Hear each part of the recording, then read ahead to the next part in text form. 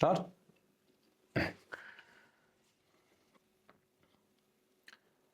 بسم الله الرحمن الرحیم.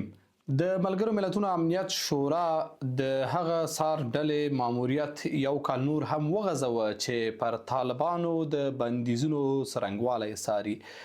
دا په دې معنی چې لا هم د بندیزونه پر خپل ځای پاتې دي او لا هم باید د طالبانو په باب باندې هغه ډله خپل سار ته دوام ورکړي تر څو وګوري طالبان څومره د دې وړ ګرځېدلي او یا نه دي ګرځېدلي چې بندیزونه پرې راکم شي. دا بندیزونه چې د 2011 کال راهیسې پر طالبانو وضع شوي دي او ځینې بندیزونه لا پخواني دي تر دې دمه پورې دوام کوي. تر ټولو مهمه دا وه چې د امنیت شورا 15 دایمي او 10 ناظر غړو ټولو مثبت رایه د امریکا دغه طرحې ته ورکړله چې دغه کاري ډلې ماموریت باید وغځول شي او پر طالبانو باندې د هغوی د بندیزونو د څرنګوالي او متقابلا د هغوی د کړنو ارزونې ته دوام ورکړي. دا په داسې حال کې ده چې لا پخوا پر طالبانو دا نیوکې موجودې ولې چې د ښځو د حقونو په برخه کې او دارنګه د ټول شموله حکومت او یا د سیاسي تعامل په برخه کې او ځینو نورو مواردو کې دوی هغسې چې ښایېدله هغسې مخته نه دي تللي او همدا دلیل شو چې دا د یو ځل بیا لا هم ان هغه هیوادونو هم دلته مثبته رایه کارولې ده چې ظاهرا د طالبانو سره ښې اړیکې لري.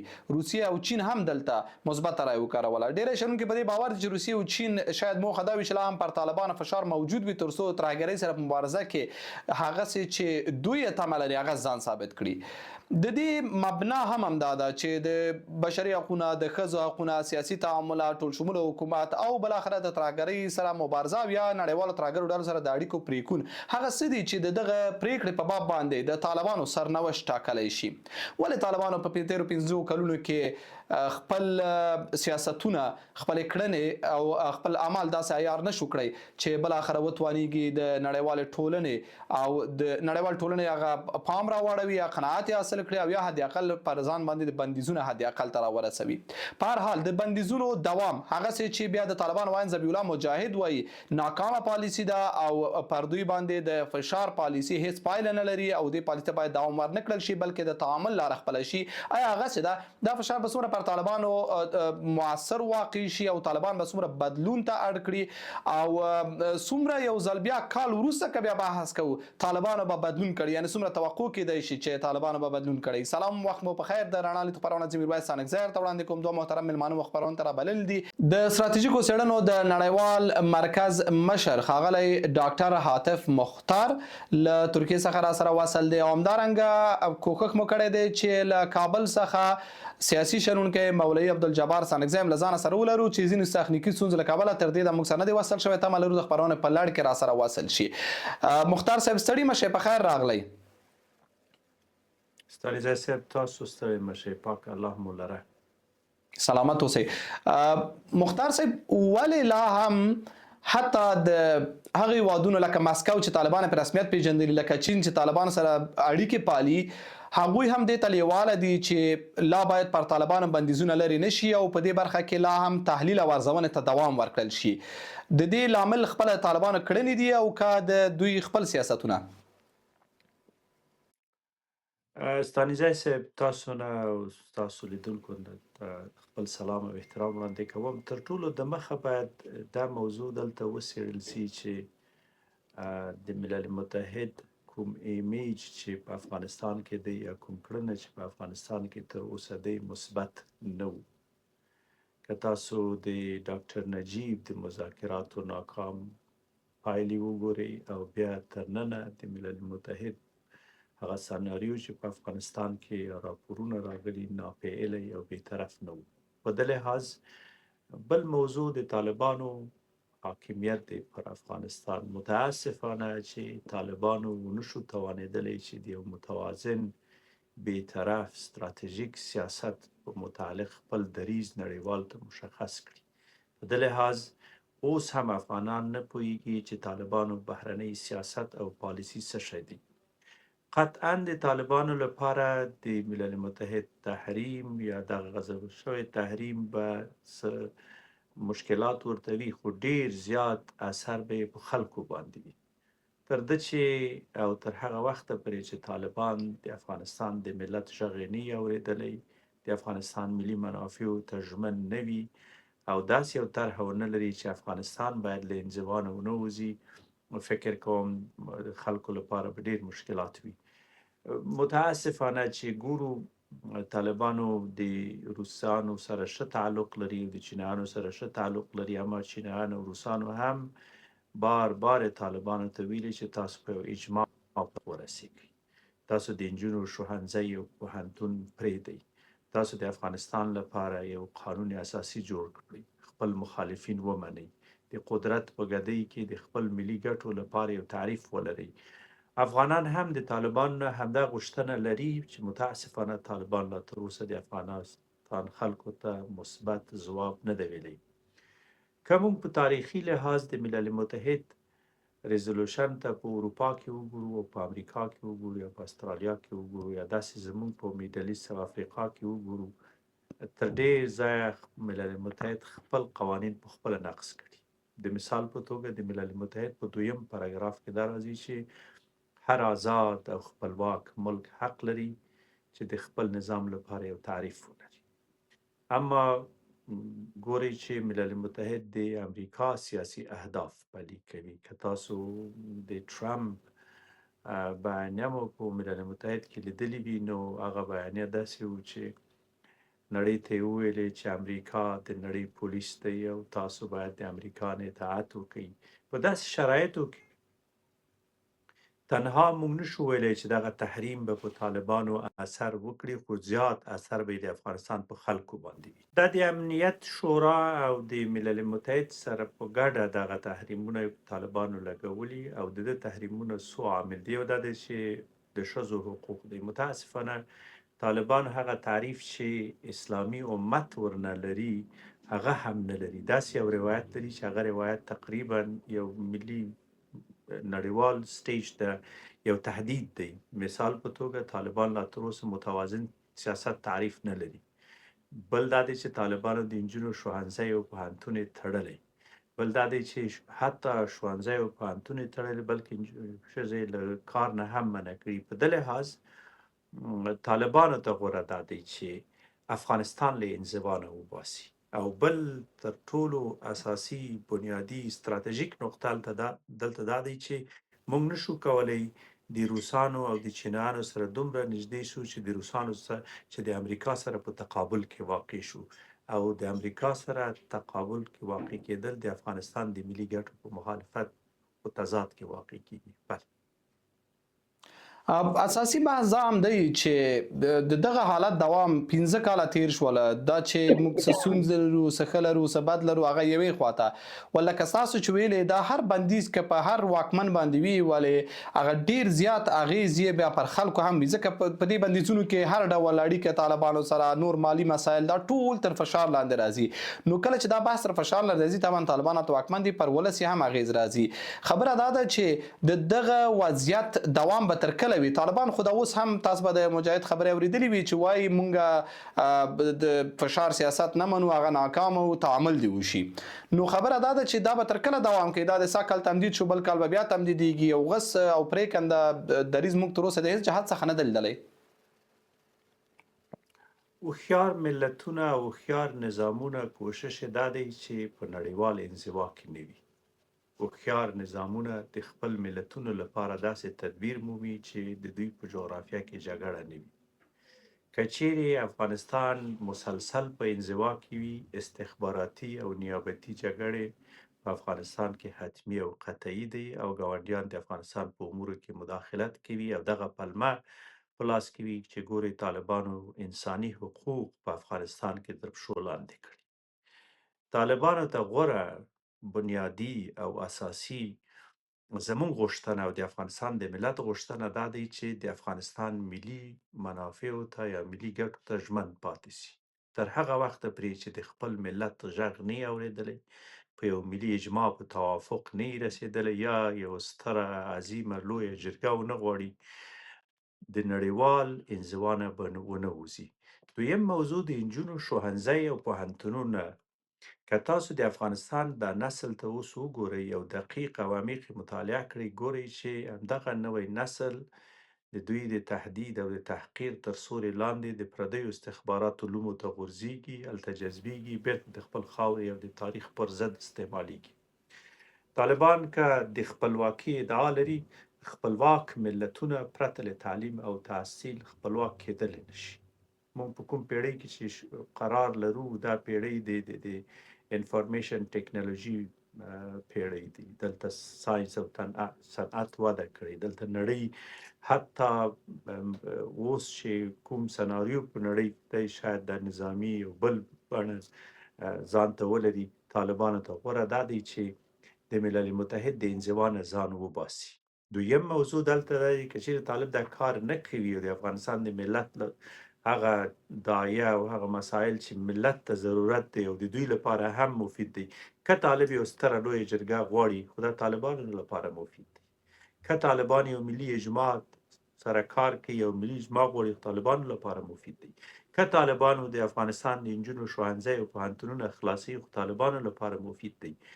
غوښتنه دا دی چې کله چې ته پردی استراتیژي د افغانستان په هکله مطالعه کوې، نو کله چې ستا ملت بې سواده وي او هغه خلکو ته ګټه رسیږي کوم چې تا سره دښمني لري، ستا تاریخ نه مني، ستا سیاسي هویت نه مني، ستا د سیاسي هویت د ورانولو لپاره شپې ورځې طرحه او میکانیزم لري، طالبانو مو غوښتنه دا دی چې خپل ملت باندې ترحم وکړي، تر هغه وخته پرې چې د نړیوال انزوا نه ونه وځو. فشارونه قطعا اثر لري.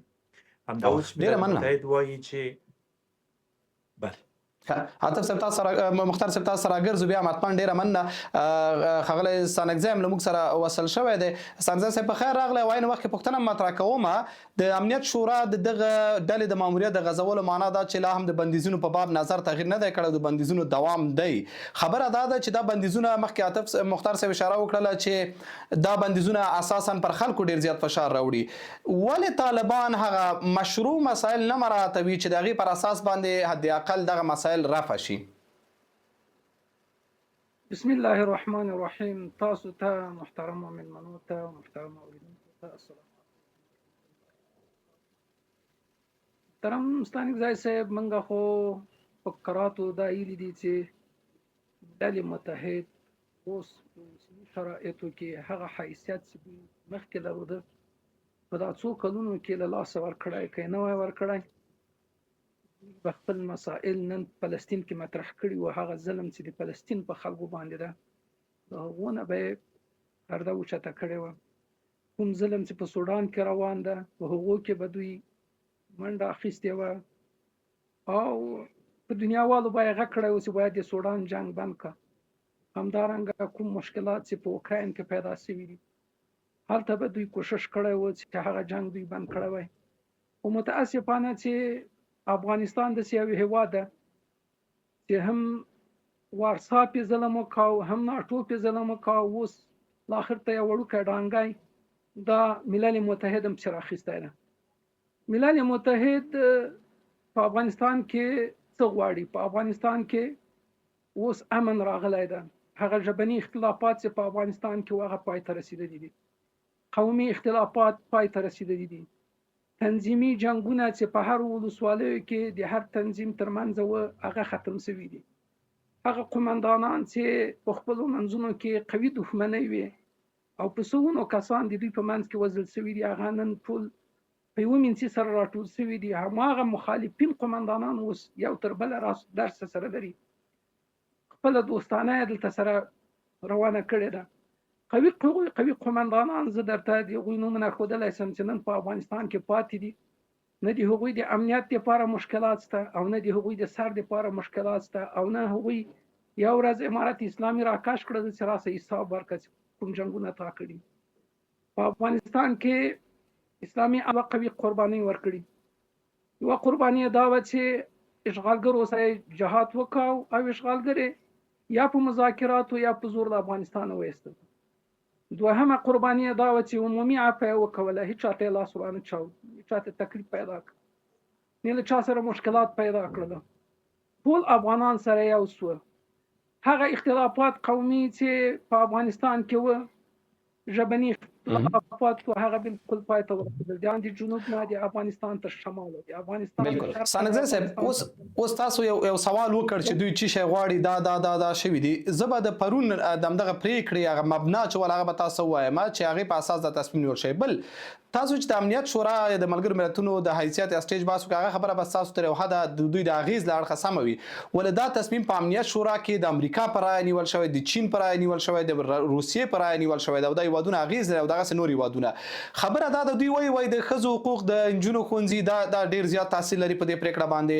سیاسي تعامل او ولس مراجعه لکه مختار صاحب چې ویل لوی جرګه او د غرنګ د ترګری سره مبارزه د غوي سره د اړیکو پریکون په دغه درې برخو کې پرمختګونه راته یاد کړئ. مثلا څه شوي دي د انجونو د خونځي په باب باندې د ولس سره یا سیاسي تعامل او د سیاسي ټول شمول حکومت خبره چې معمولا نړۍ مطرح کوي دغه برخه کې څه پرمختګونه شوي؟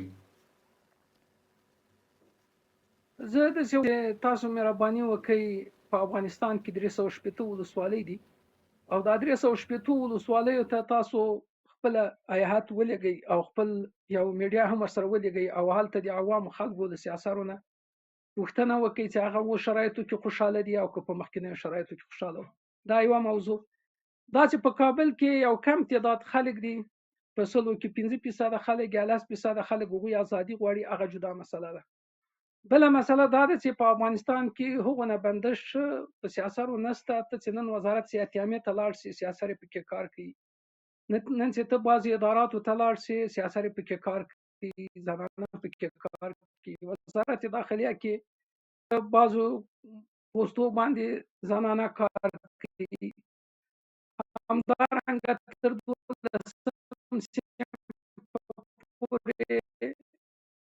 امارت اسلامي د تعامل خوانه غونجونو کې 12 عصري کېږي او نه پکې دیني کېږي. خپل بچان وایي سوي دي تنه کولای شي په دې مورید کې او همدارنګه ته چې کابل کې وګرځي ته به تا ډېر زنانه په مخ باندې درسي چې د هغوی بکسونه په غاړه باندې او رواني دي درسونو ته. دومره موضوع ده چې د زنانو موضوع دا د امیرالمؤمنین یا د شورای عالی په لاس کې ده او هغوی به یو حکمت په دې کې ني. خو زه یقین نن درته لسم چې خارجيان یا ملل متحد کچېرې سبا ته د زنانو پانتونونه او مدارس شروع سي نو دوی به بیا بل شرک دي، بیا که لوی جرګه راوغواړي بیا به بل شرک دي، بیا که بل موضوع ورسره ومني بیا به بل شرک دي. نو په دې لحاظ باندې دوی په هغه وخت کې چې په افغانستان کې د بمونو مور استعمال سوله منګه د ملل متحد خبر وانه اوریدله او نه وندل چې ولې امریکا د کار وکړي په افغانستان کې د بمونو مور استعمال کړل. ملل متحد په هغه وخت کې आवाज اوچت کړ نه چې د شپې به تیارې تلې د خلکو په کورو به کېناستې او خلک به هلته په کورونو کې په شهادت رسول. د مدارسو ډېر تنکي ځوانان وړو ماشومان په شهادت رسولي. زه تاته یو سل دانې بېلګې درښودلی شم. په هغه وخت کې دوی आवाज نه اوچت او په دونه وړوکۍ موضوع باندې دوی د ټول افغانستان د ملت سره دښمني اختیار کړې ده. کله بندیز په لګي، کله د القاعده په نامه باندې توري، کله د بل نامه باندې او په بل نامه باندې توري. یو وخت کې خلکو خپل چوکۍ ورسره اخیستې په تخار کې په تاجکستان کې هغه پیژندل په رسمیاتو. په افغانستان کې چې بشپړ امنیت راغلی و هغه په رسمیاتو نه پیژندل. زه د فکر کوم چې ملل متحد هغه قوانین چې هغه وضعي قوانین دي هغه په افغانانو په امارت اسلامي ومني او امارت اسلامي او افغانانو دا جهاد چې کړی دا دومره قرباني چې ورکړي د اسلامي نظام په خاطر ډېره مننه سانګزی صاحب. بیا هم تاسو راګرځو مختار صاحب تاسو واوریدل چې ځینې مسایل یا شو چې دا شوي دي او که د ښاغلي سانګزي په باور باندې که تاسو مراجعه وکړئ ولس نو هلته به تاسو یې ورزونه واخلئ. دا که موږ دغه دوه درې بهانې دوی سطحي وبللې او بهانې وبللې وای که دا ور ختمې هم کړو دا نیت به د موږ پر وړاندې طالبانو پر وړاندې ښه نه شي. آیا هر څه دومره مناسب روان دي چې باید نړۍ موږ سره تعامل وکړي؟ ښه راځه همداسې کوو چې ملت ته مراجعه کوو. راځئ د کابل ښار ته مراجعه کوو چې 7 میلیونه انسانان پکې ژوند کوي. د 7 میلیونه 6 میلیونه مطلق د خپل نجونو لپاره حق د تعلیم او تحصیل غواړي. ستا امیرالمؤمنین د هغه غږ اورېدلی؟ آیا دا نه پوهېږي چې د نجونو ښوونځی او پوهنتون تړل د افغانستان د ملا تیر ماتول دی؟ دا کوچنی موضوع نه دی، دا ډېر غټ موضوع دی. د پردیو استخباراتو یوه ستراتیژي دا دی چې افغانستان باید بې سواده پاتې شي. کله چې یو مور سواد نه لري، یو سواد لرونکی زوی هم نه لري. په ده لحاظ دا وړوکی موضوع نه دی، بل د عفوې موضوع. طالبانو څوک عفه کړي؟ د افغانستان ټول ملت مجرم و، ټول ملت انسانان یې وژلي وو. که بیا داسې وي، طالبان باید هم د خپل ملت نه معذرت وغواړي چې په تېرو 20 کلونو کې بې ځایه انسانان هم وژل شوي. نه دي وژلي؟ آیا دا تاسو انکار کولی شئ؟ موږ د امریکا اشغال په افغانستان کې تقبیح کړل. امریکا اشغال د نړیوالو قوانینو او مقرراتو پر خلاف وو او د افغانستان ملت د طالبانو نه حمایت وکړل. آیا طالبان د افغانستان د ملت غږ یې واورېدل؟ آیا د افغانستان د ملت غږ دا دی چې ته پوهنتون او ښوونځی وتړئ؟ د افغانستان د ملت غږ دا دی چې تاسو د انحصار او حذف او استبداد نظام پرې حاکم کړئ؟ دا استدلال مو د کوم ځای نه راوړئ؟ دا استدلال څومره منطقي دی که تاسو عمار ته وګورئ. دلته تاسو فیصدي ثانیزی صاحب په کامل احترام وویلې، دا عمار تاسو د کوم ځای نه راوړئ؟ دغه احصایه مو د کوم ځای نه راوړئ؟ دا ستاتستیک مو د کوم ځای نه راوړئ؟ که چیرې موضوع دا وي چې افغانستان کې قومي موضوع نه وي، ستاسو حکومت کې د نورو قومونو ونډه لږ دی. احمد شاه بابا کله چې حکومت یې جوړ کړل، تاجک، ازبک، ترکمن، هزاره، ایماق، نورستاني، پشي ټول ځان سره ونیول. کوم استدلال دا وي چې هو مونږ هم خلک نیولي، یا خلک مو خپل انډیوالان نیولي، خپل ملګري مو نیولي؟ آیا د ملت هسې اتباعو تاسو سره شته چې د تاسو ملګری نه پرته د قدرت پر ګدۍ ناست وي؟ کوم استدلال دا وي چې موږ 15 لکه مامورین لرو، د 15 لکه مامورین 15 روپۍ صلاحیت هم نه لري؟ ورسې عمار وګورئ چې په سلګونو په زرګونو اکادر د افغانستان نه وتښتېد. د ده لپاره چې په افغانستان کې امن و، ولې وتښتېدل؟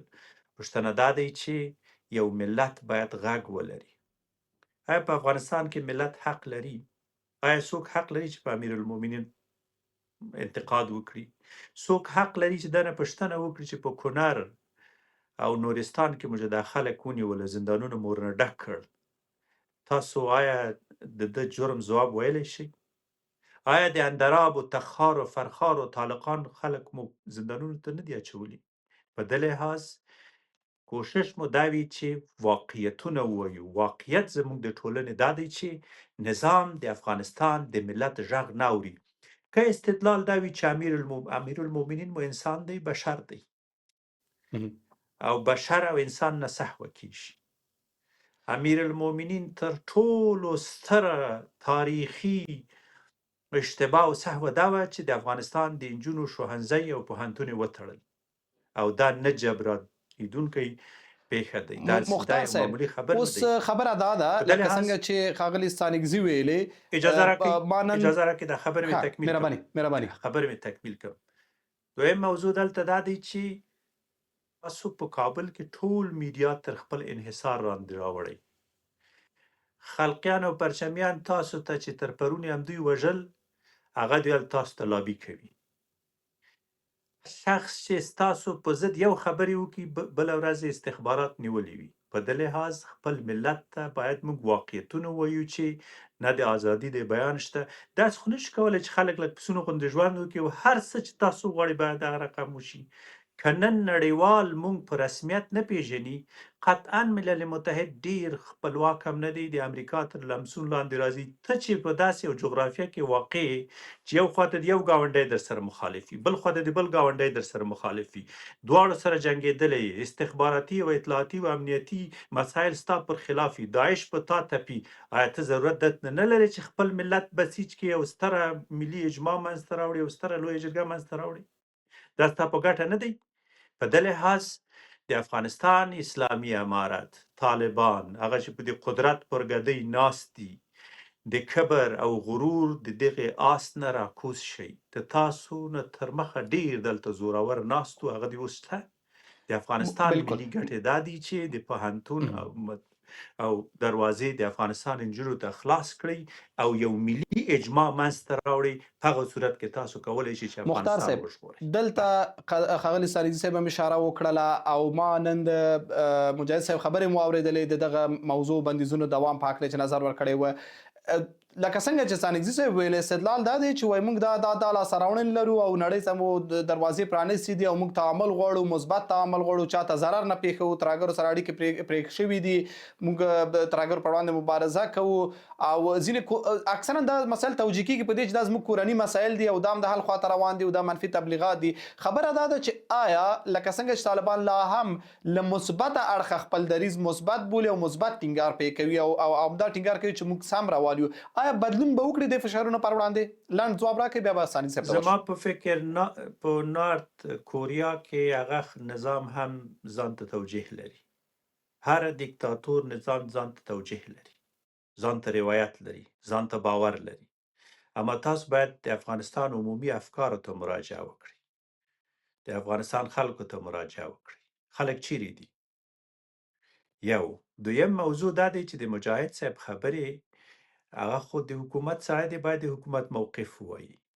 مونږ څه چې مسئولیت لرو من حیث یو افغان، زمونږ غوښتنه دا دی که طالب، مونږ وایو چې طالب د اشغالګر پر ضد جنګېدلي، تر ټولو زیات ما د طالبانو حمایت کړی. ما د طالبانو حمایت هغه وخت کې کړی چې چا د طالبانو نوم هم نشو اخیستلی. په هغه وخت کې مو ویلې چې د امریکا اشغال د افغانستان په جغرافیه کې ستر لوی خیانت دی. طالبانو ته اوس هم وایو که تاسو یو ملي اجماع نه راوړئ، تاسو د دې خاورې سره ستر خیانت کوئ. که نن یا سبا داسې یو انزوا منځته راځي چې په نړیوال سټیج کې ستا پر ضد یوه طرحه جوړیږي چې داعش او فلان او بسمدان تا سره ده او نور ګاونډیان په میلیونونه ډالر د روایت په خاطر اخلي، هغه دا دی چې ته یو بین الافغاني مذاکرات ته اړ کېږي نه. هغه دا دی چې ته خپل ملګری تر بل افضل بولې. په ده لحاظ غوښتنه په کامل حتما راګرځو احترام مختار صاحب. چې ستانکزی صاحب ته زه لرم، آخري خبرې من غواړم بیا دوی دې خبرې وکړي. هغه څه چې د افغانستان ملي ګټې دي او هغه څه چې افغانان پې باور لري، هغه څه چې افغانستان ژغوري، هغه څه چې د افغانستان د بقا لپاره مفید او مؤثر دی، امیر المؤمنین دی یو ستره لویه جرګه د خپل مشروعیت لپاره وغواړي. او هغسې لویه جرګه چې تنها ملایان د پکې نه وي، ټول افغانان او د ټولو قومونو مشران د پکې وي او خپل مشروعیت د افغانستان د ملت نه اول واخلي، نړیوال انزوا نه وتل به ډېر آسان وي. او ډیره مننه. بیا هم تاسو راګرځو مختار صاحب. ښاغلی ستانکزی تاسو حتما خبرې نوٹ کړلې، وامه اورېدلې. بحث که حتی د ملګرو ملتونو د امنیت شورا او د نړیوال انزوا دا یو خواته پرېږدو، دغه د ولس بحث هم چې کوو، دغه دوه درې مسایل چې مخکې موږ او تاسو یاد کړه پر همدې باندې راڅرخي. ولس دغه څه غواړي، دغه حق غواړي، دغه سیاسي مثبت تعامل نه دا چې کله موږ وایو ټول ګډون حکومت وایي چې هغه پخواني جنګ سالاران نه، بلکې د ولس پر مخ د حکومت دروازې، د غیر طالب پر مخ د حکومت دروازې پرانیستې وي، سیاسي تصامیمو کې ولس شامل شي او بالاخره یو میکانیزم موجود وي چې راتلونکي کې د قدرت انتقال څنګه صورت مومي یا د قدرت محراق به څوک وي. پر دغه مسایلو باندې تمرکز یوازې دا نه چې موږ له نړیوال انزوا باسي، بلکې ولس هم یو څه پخلا کوي. ولې دې ته پاملرنه نه کیږي؟ ترم ستانکزی صاحب خبره داسې ده چې د افغانستان کې 340 ولسوالۍ دي. ما درته ویلي دي که ته غواړې چې په ټول افغانستان صرف د شاریناو د وزیر اکبر خان د کارت فروان فرمان ومنې، هغه جدا ده. او که ته چېرته 340 ولسوالیو ته لاړ شي، نو 340 ولسوالي دغسې نظام غواړي لکه دا اوس چې په افغانستان کې راغلی. 340 دا تاسو په کوم اساس وایئ چې مثلا دوی به غواړي؟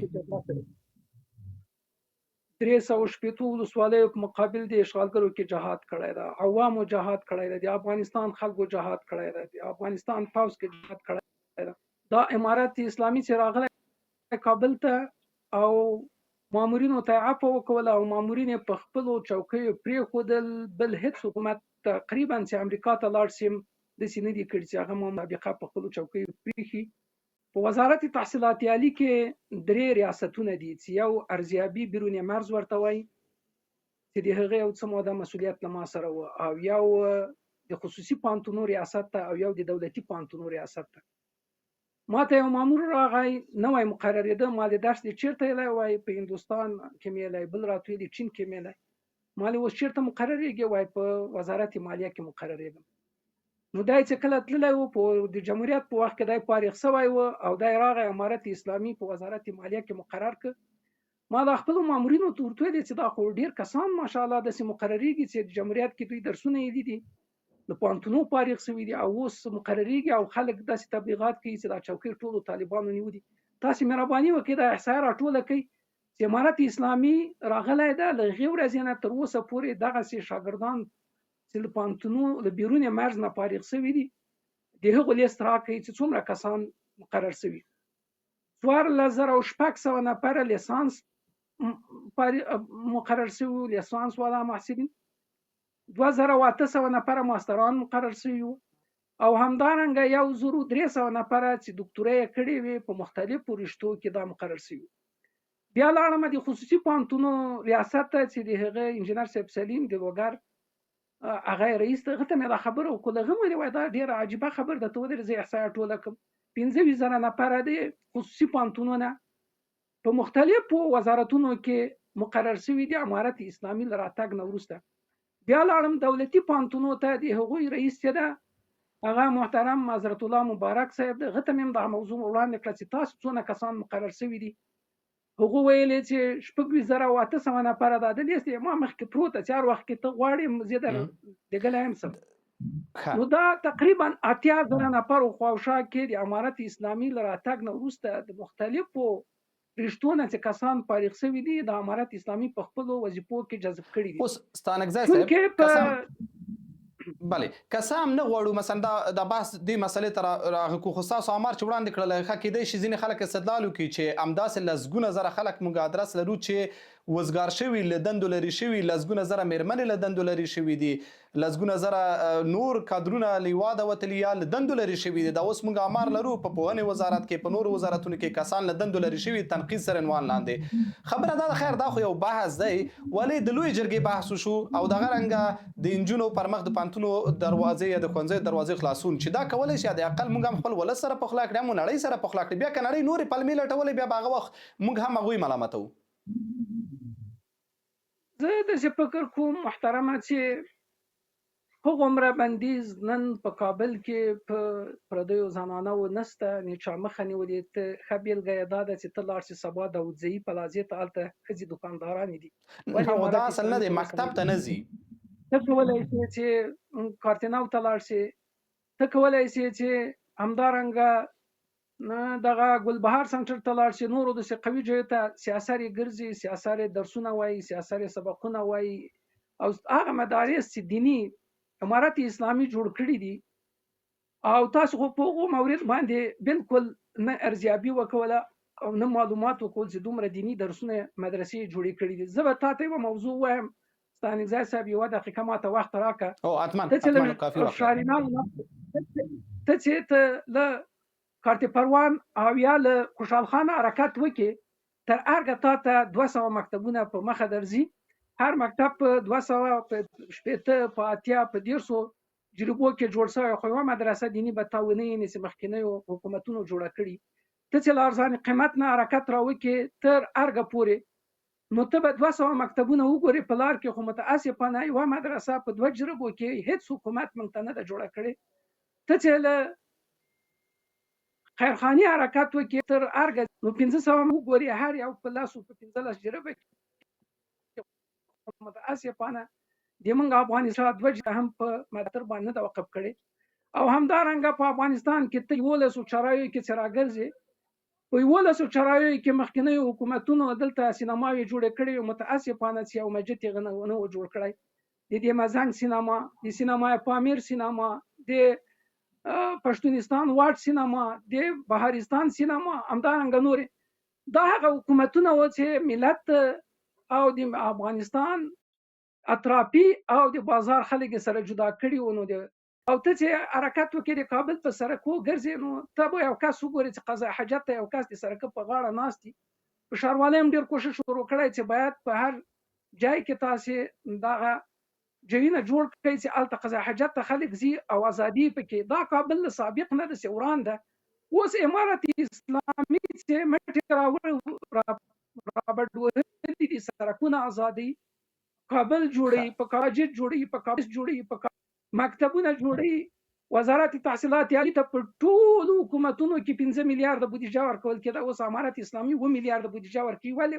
وجه څه ده؟ چې هم تعلیم ته ژمن دي او هم وفادارۍ ته ژمن دي. همدارنګه تعلیم او تربیه وزارت ته چې لاړ شي، هلته په څه رقم شکل باندې کار روان ده. یو وزیر په 4 بجو د سهار راځي او په 8 بجو جګېږي، خپل کارونه کوي، کوشش کوي چې په خپله ساحو ته لاړ شي. ستانکزی صاحب زه داسې اوس فکر کوم چې موږ او تاسې افغانان یو، دا باید په ګډه سره جوړ کړو. ما پرون هم خو د ګډو جوړولو فرصت باید برابر شي. کړی چې موږ امارت راځئ اسلامي لږ ته دا لوی مشوره بحث ورکړو وکړو. چې د سیاستمدارانو د واضح بحث وکړو. سمه ده، تاسو مسایل یاد کړه. که څه هم لسګونه زره جوماتونه یا موږ په پوهنې وزارت کې تاسې اړیکې لرئ، پوښتنه وکړئ، له پخوا راهیسې په زرګونو مدرسې ثبت و راجستر دي. خو دا یو بیل بحث دا دی چې د ولس او د یو سیاسي تعامل لپاره یوه لویه ملي جرګه اړتیا ده، یا داسې یو اقدام اړتیا ده چې بالاخره حکومت په واقعي معنا سره حکومت سي، هغه خپل مشروعیت د ولس سره پخلاینه د نورو سیاسي تعاملات دپاره د لارې وازېدل پکې وي. او یا هم دغه واضح عنوان راځي پرېږدو نور بحثونه، ډېر ښه کار به شوی. دغه د نجونو پر مخ ښوونځي او پوهنتونونه بند دي. دغه نن چې امنیت شورا هم استدلال کوي پر همدې کې، ولس هم پر همدې کې، د اوس مختار صاحب هم اشاره وکړله. دغه برخه کې به اقدام وکړي، کوم اصلاحات به راشي که نه همدغه باندې اکتفا کېږي لکه دا کومه ورځ چې تاسو یاد کړه. زه داسې فکر که به امارت اسلامي حکمت پکې ونه ویني، د خپل دوی کوي چې هغه حکمت په وجه باندې به دوی کېدای شي تر امر ثاني پورې دا موضوع مطرح کړې ده. دې کې به انشاءالله لکه پرون چې یوه جریده راووته، تاسې به خبر یاستئ چې په هغه کې تعزیرات او حدود، قصاص، دا ټول تشریح شوي وو. په دغه شکل به یوه جریده بله انشاءالله راوځي. علماو کار شروع کړی ده او دا مسایل به پروردګار عالم حل کړي. ملل متحد په ډېر سخت ظلم وکړ چې بیا په ولس باندې بندیز ولګاو او د افغانستان د ولس دروازه یې بنده کړله. دا یو جبهه ده له افغانانو سره. سالی صاحب په اړیکه کې ستونزه پیدا شوه، تمه لرو چې سره وصل شي. راځو مختار صاحب تاسو واورېده چې بحث د حکمت وشو، بحث د نورو مسایلو وشوه. په هر حال دا کوم څه چې سالی صاحب ویلې تر ډېره بریده پورې اکثرا دا د طالبان له ادرسه دغه مسایل بیانېږي او په همدې توجیه کېږي چې دا زموږ خپلې ستونزې دي او دا به یو وخت حل شي. خو امنیت شورا ته یا ملګرو ملتونو ته یا سیاسي منتقدینو ته نه ښیي چې په دغه ډول چلند وکړي او د غټ شعار تر عنوان لاندې دا هر څه توجیه کوي چې راځئ په ګډه کار وکړو، وطن جوړ کړو. ستاسو نظر اورو چې سرنوشت دغه مسایلو د طالبانو دغه ټینګار او پافشاري او متقابلا د نړۍ د تعامل دغه تړل دروازې دا به انجام د افغانستان د خلکو د ولس څه کوي؟ اول خو ستانیزی صاحب ته باید ووایم چې دا حکمت نه دی، دا د الله جل شانه لوی غضب دی. دا حکمت نه دی. د نجونو ښوونځی او پوهنتون تړل دته حکمت ویل د افغانستان د ملي منافعو او د افغان د سیاسي هویت سره په تضاد کې دی. کوم حکمت؟ دا حکمت د کوم ځای نه راوړی دا شخص؟ په دیوبند کې کله چې متقي سفر وکړل، هلته یې ورنه پوښتنه وکړه د دیوبند علماو چې د نجونو ښوونځی باید تاسو پرېږدئ، چې همغه دیوبند چې دوی روایت کوي ورنه داسې طرحه او جوړول چې ګواکې د نجونو ښوونځی او پوهنتون تړل حکمت دی. دا حکمت نه دی، دا غضب دی، دا قهر دی، دا ظلم دی، دا ستم دی. دا د افغانستان په ګټه نه دی، دا د طالبانو په ګټه نه دی، دا د دې ولس په ګټه نه دی، دا د دې جغرافیې په ګټه نه دی. د دې خاورې سره خیانت دی او د دې خاورې سره ملي خیانت دی. دویم موضوع دلته دا دی چې هیچا هم په افغانستان کې نه دی ویلي چې طالبان د مدرسې نه جوړي. طالبان د مدرسې جوړ کړي، طالبان د زرګونو مدرسې جوړ کړي، هیڅ مشکل نشته. خو طالبان د نجونو دپاره پوهنتون او ښوونځی هم خلاص کړي. د افغانستان ملت مسلمان دی، په اسلام باندې باور لري، په اسلامي ارزښتونو او باورونو باندې اعتقاد لري. دا استدلال ډیر ضعیف، عاطل او باطل دی چې مونږ داسې یو کړنې ته حکمت وایو د ده لپاره چې بندي نسو، د ده لپاره چې تهدید مو نه کړي. د جرأت او جسارت باید پیدا کړو چې د نجونو ښوونځی او حق د تعلیم او تحصیل د دوی انساني، بنیادي، شرعي، تاریخي، ملي حق دی چې باید ورکول شي. هیڅوک باید ځان ته د جرأت او جسارت ور نه کړي چې یو داسې عمل ته چې جمهور علماو په د باندې فیصله کړې چې حق د تعلیم او تحصیل د یو جلۍ لپاره انساني او بنیادي حق دی، د هغو علماو او فتواګانو په رڼا کې د الازهر نه نیولی، د مکې مدینې نه نیولی، د دیوبند نه نیولی، ټول علماو، د اندونیزیا او مالیزیا نیولی، ټول علما بنا اکثریت دا فیصله کوي، فتوا ورکوي چې حق د تعلیم او تحصیل د جلۍ لپاره روا دی او مشروع دی. دته حکمت ویل د افغانستان لپاره خیانت دی. دویم مفتي ندیم مختار صاحب صاحب وویل 2 ورځې د مخه. اجازه بله راکړئ اجازه راکړئ مهرباني د ملت سره دا نقطه کې زه ډیر حساس یم مستانیزی صاحب. کله چې مفتي ندیم اعلان کوي چې هماسې چې پوهنتونونه بند دی، پوښتنه هم د ده په هکله بند دی. معنا یې څه شی دی؟ یعنی یو ملت، یو شخص، یو فرد حق نه لري چې پوښتنه وکړي چې زما لور حق د تعلیم او تحصیل لري، حتی دا پوښتنه هم نور بند دی. په ده لحاظ زما غوښتنه دا ده، ستانیزی صاحب ته خبر نه کوم، زه ورته احترام لرم، د افغانستان ملت تاسو نه په سپږمو راغلي. موږ وایو چې شاروال کابل ډیر مفید کار یې کړی، موږ تاییدوو. موږ وایو چې عزیزي بانک تر ټولو ښه ستر کار یې کړی، موږ یې تاییدوو. موږ وایو چې طالبانو امنیت یې راوړی، تاییدوو یې. اما موږ دا نشو ویلی چې د نجونو ښوونځی او پوهنتون تړل حکمت دی. دا حکمت نه دی، دا غضب دی، او دا غضب ته توجیه مه لټوئ. خصوصا هغه کسان چې د ستانیزی په څیر عالم دی، فاضل دی، جید دی، په مسایلو پیږي، په نړیوالو مسایلو باندې پیږي. دا ته چې نن د پوهنتونونه دروازې تړې، ګټې پیږي چاته رسیږي؟ ګټې هغه دښمن ته رسیږي چې ستا د کور ورانۍ غواړي. ګټې هغه دښمن ته رسیږي چې تا باندې د داعش ټاپه لګوي. ګټې هغه دښمنانو ته رسیږي چې د افغانستان سیاسي او تاریخي هویت نه مني.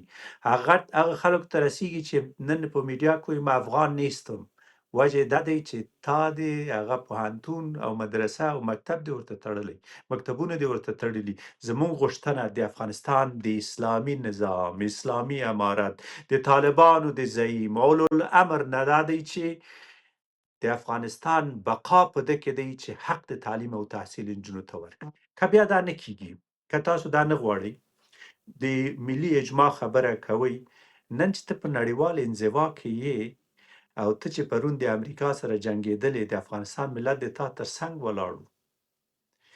ته نن یو سړي ته چې ته کار ورکوې، دا هم وایې ستانیزی صاحب چې د هغه بکګراونډ چک کوې چې تا جهاد کړی، ته په کوم قروال کې وې، چا سره وې.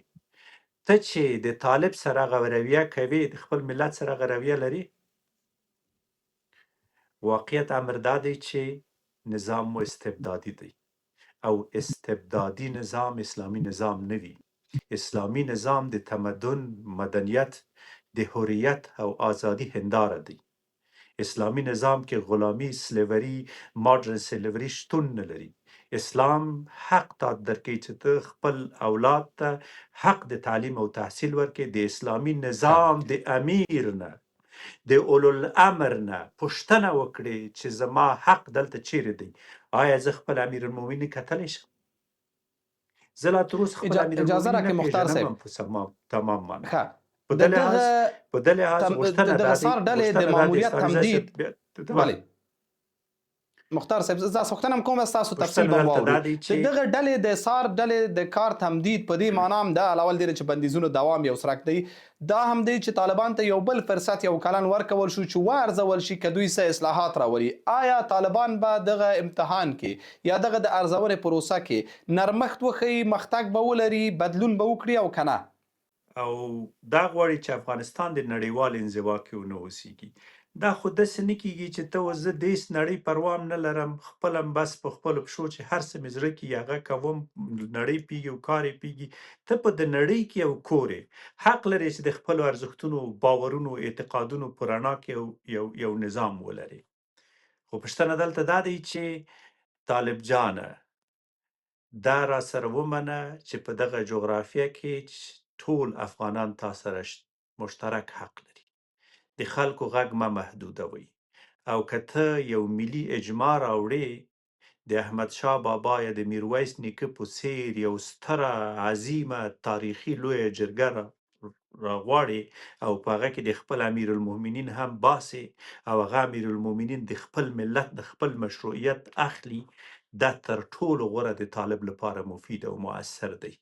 موږ د طالبانو مبارزه چې د امریکا پر ضد یې کړې قطعا یې منو، تاییدوو. جهاد پر حق جهاد و امریکا ښکېلاک په افغانستان کې هیڅوک هم نه مني، اما د طالبانو دغه کړنه چې اوس کوي هم د افغانستان په ګټه نه دی، هم د افغانستان د ستراتیژیکو اهدافو په ګټه نه دی. که ته غواړې چې یو ناپېیلی متوازن ستراتیژیک سیاست ولرې، په دې جغرافیه کې پاتې سي او بقا ولري او افغانستان بقا ولري، غوره لاره دا دی چې یو اجماع وغواړه. غوره ډیره لاره دا مننه. دی چې د نجونو ښوونځی او پوهنتون خلاص کړه. غوره لاره دا دی که ته د خلکو نه بیریږې په تلویزیونونو کې خبرې ونه کړي، ته یو قوي میډیا جوړ کړه. زه تاسو ته یو لیست مولوي صاحب اوس وړاندې کوم، خو وخت یې کم دی چې وګورئ څو زره کدرونه تاسو نه تښتېدلي. د هغه ځواب ولې نه وایي؟ هغه کدرونه ولې باید افغانستان پرېږدي؟ ولې ما هغه جذب نه کړل؟ ولې په وزارت دفاع کې مو ټول کدرونه لرې کړل؟ آیا د پوهنتون د کابل د پوهنتون استادان نه دي تللي؟ د جلال آباد د پوهنتون استادان منفک نه شول؟ په دې لحاظ غوښتنه مو دا دی په ټول احترام د افغانستان ملت ته هغه حقایق ووایو چې ځمکنی حقایق. بله ډیره مننه کور ودان. ښاغلی ستانکزی، تاسو د مختار صاحب خبرې مو اورېدې، ولې زه سره خپله خبره هم جمع کوم، خپله پوښتنه چې په هر حال په دې به بحث نه کوو چې دا شوي دي، دې کې به بیا اختلاف هم وي، توافق به وي، هر څه به وي، هغه به یو خواته پرېږدو ځکه هغه کافي ډېر وخت او بحث غواړي. بحث دا دی چې هیڅ یوه نامشروع غوښتنه نه ولس مطرح کړې او نه ظاهرا څه چې بریکي ملګرو ملتونو یا امنیت شورا هم ظاهرا هغه غوښتنې چې کړي یو هم پکې نامشروع نه، د همغه شی دی چې ولس یې هم غواړي. اوس ولې پر همدې بحث ونه کړو چې دغه غوښتنې ولې نه منل کېږي؟ ملل متحد د افغانستان څو کسانو ته غوږ نیولی ده، عمومي سطح باندې دوی ارزیابي نه ده کړې. که چیرې ملل متحد عمومي سطح باندې ارزیابي وکړه، د افغانستان اوسني شرایط چې په افغانستان کې دي، دا د افغانستان خلکو ته د منلو وړ دي، نظر له هغه حالاتو نه چې په یوه ورځ کې به په افغانستان کې 800 جنازې خپلو کورو ته تللې. په اوسنیو شرایطو کې امارت اسلامي په ټول افغانستان کې امنیت تامین کړی ده او په هیڅ ولسوالۍ کې نن داسې جنازې د خلکو کورو ته نه ځي چې هغه. ښاغلي مختار او ښاغلي ستانکزي نه د بحث موضوع مو د ملګرو ملتونو امنیت شورا د رایو په مطلق اکثریت سره د هغه څار ډلې ماموریت یو کال نور هم وغځوه چې د طالبانو د بندیزونو د څرنګوالي څار کوي، په دې معنی چې بندیزونه لا هم پر خپل ځای دي او یو کال نور به هم دا وضعیت څارل کیږي او مبنا د دغه مسایلو به د بشري حقونو، د ښځو حقونه، د ترهګرۍ سره مبارزه، د سیاسي اجماع او ټولګډونه حکومت وي، هغه څه چې طالبان یې په مسلسل توګه باندې په نورو مسایلو سره توجیه کوي. آیا د دغه وضعیت دوام به پر طالبانو فشار راوړي؟ آیا طالبانو په راتلونکي یو کال کې بدلون وکړي؟ آیا دغه فرصت چې ورکول شوی دا به د بندیزونو د اختتام په انجام باندې وي او یا هم د بندیزونو د لا دوام؟ طالبانو دلیل دا دی چې د فشار سیاست کار نه ورکوي او باید دوی سره تعامل وشي، خو متقابلا د طالبانو منتقدین وایي چې دا خپله طالبان دي چې د تعامل ټولې دروازې تړي. دلته هم ښاغلي مختار بحث وکړ چې هغه څه چې د امنیت شورا په دغه مسله کې راغلي دي د دلایلو په اساس باندې، دا هغه څه دي چې د افغانستان د ولس غوښتنې هم دي. بهتره به دا وي چې که داسې بحث وکړو چې ولس ته څومره مراجعه شوې ده، د ولس غوښتنې څومره منل شوي، د ولس پر وړاندې تعلیم دروازې څومره پرانیستل شوي دي، ولس ته څومره د سیاسي اجماع او توافق فرصت ورکول شي. اساسي بحث همدا دی. خو ښاغلي ستانکزي بیا ویلي چې هغه څه چې اوس شوي د دوی باور باندې هیڅ کله نه و شوي، ډېر مختګونه شوي دي، خو د امنیت شورا سیاست د طالبانو پر وړاندې خصمانه دی او که دوی چیرې دا موجوده بهانې هم ختمې کړي، نورې بهانې به را پیدا شي. په هر حال قضاوت پر تاسو تر بیا هم پاک الله عمل.